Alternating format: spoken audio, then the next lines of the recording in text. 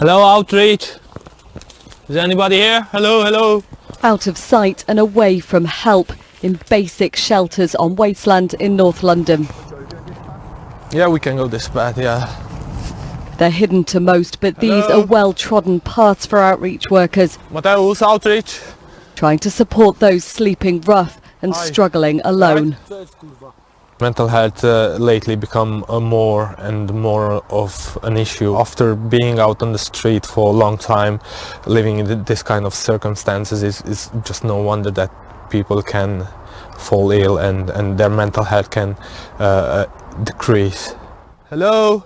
We revisit a man Ben's spoken to before, Sorry, mate.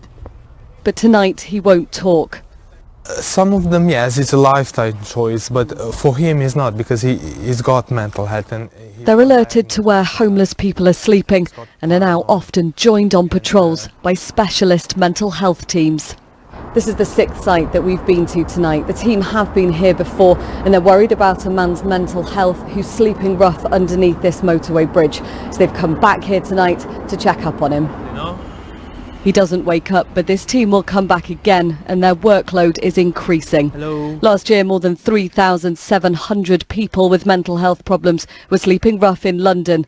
That's up 52% in the last 5 years. Half of all homeless people now have an identified mental health problem, but the true figure is likely to be even higher. This life ain't easy. People think it's like they look at homeless people and they just walk past.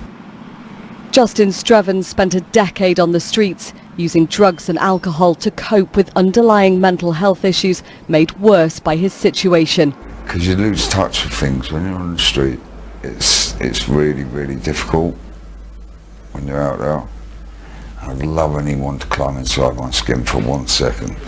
He's now lived in a Thames Reach hostel in Vauxhall for almost 2 years, the longest he's ever stayed in one place. Do you think you've been holding on to stuff a long time then, not opening up? Yeah? Yeah, too long. He has regular sessions with an NHS psychologist based in the hostel, a pioneering service offered nowhere else in the country. To be in their home working alongside individuals, it can slowly allow us to engage and to build trust, but it also means that we can be available when a crisis occurs. They hope with more work being done in hostels and on the streets that fewer will reach that crisis point. Katie Oakes, ITV News, Vauxhall.